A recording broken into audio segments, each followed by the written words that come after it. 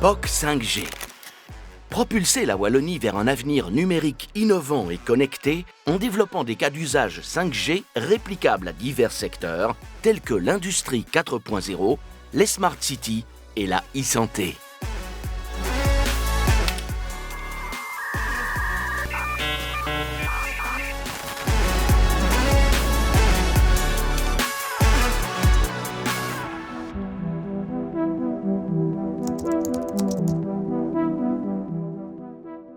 So the 5G NR Skybridge is a project together with SAPCA, Proximus and Multitel. Within that project we are investigating how we can use our SAPCA drones with the new 5G technologies. L'objectif était de tester la connectivité cellulaire 5G pour soutenir des drones BVLOS. Donc les drones BVLOS, ce sont des drones qui opèrent au-delà de la portée visuelle du pilote.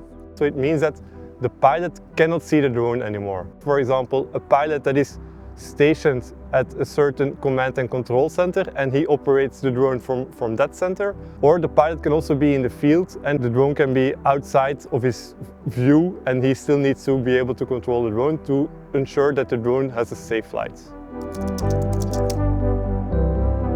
The reason why we engage this project is because we have more and more problems to get the right licenses to operate our drones. These licenses are always more and more limited in bandwidth that we can use, but also in power, so the distance that we can fly our drones is also related to it.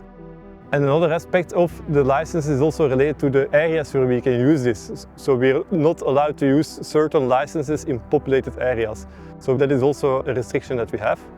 That's why the project comes in very well, because the 5G covers almost everywhere, but this redundant channel that we are developing within the project allows us to fill up the gaps wherever there is no 5G available.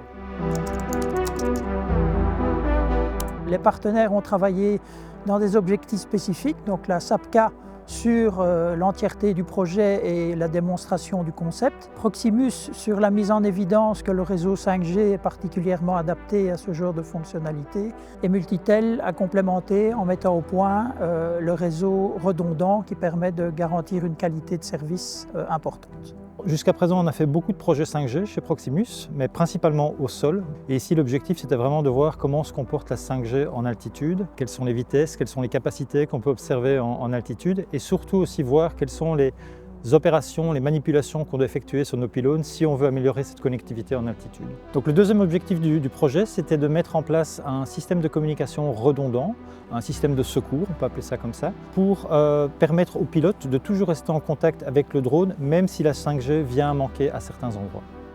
So one example could be to fly between two different hospitals, where the 5G coverage is not so good between the two hospitals. With that regard, we can place the redundant communication channel in the middle of the flight area, and we can cover the entire flight zone with this communication channel to ensure a good communication during the flight from one hospital to the other. Les défis techniques, c'est bien entendu de voir comment se comporte le signal 5G en altitude et voir également quel type d'adaptation on doit faire sur le réseau mobile. Donc il faut savoir ici, en l'occurrence sur le site, on a réalisé quelques opérations techniques pour permettre une couverture 5G plus forte, plus soutenue en altitude.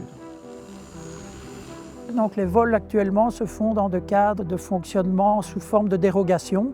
Donc, raison pour laquelle nous fonctionnons sur un site spécifique et ne pouvons pas appliquer ce genre de fonctionnement partout en Belgique. Donc ici nous sommes dans la région de Charleroi, sur un ancien site industriel qui appartient à la société Duferco, qui a eu l'amabilité de nous le prêter lors de ces journées de test. Je tiens à les remercier au nom de toute l'équipe. La 5G permet d'aller beaucoup plus loin dans les cas d'usage. Il faut savoir que la 5G offre 4 gros avantages. Une latence très faible, donc ce qui permet à un drone et à son pilote de communiquer en temps réel sans aucun problème.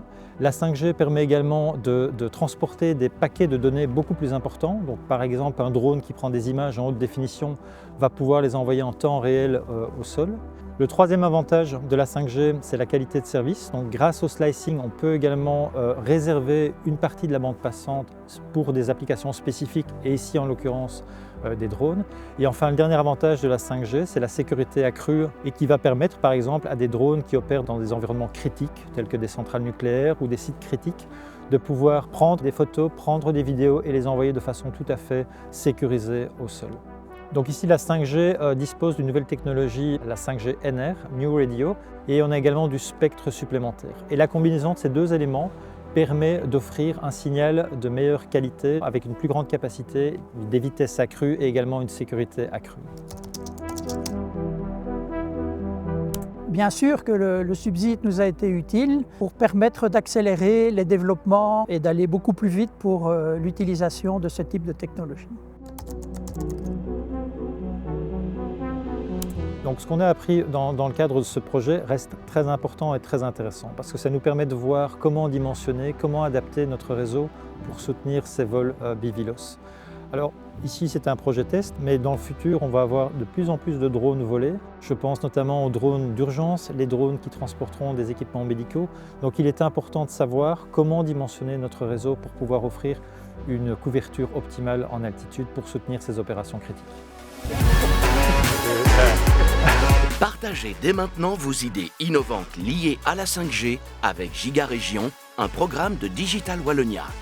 Rendez-vous sur notre page dédiée digitalwallonia.be/giga.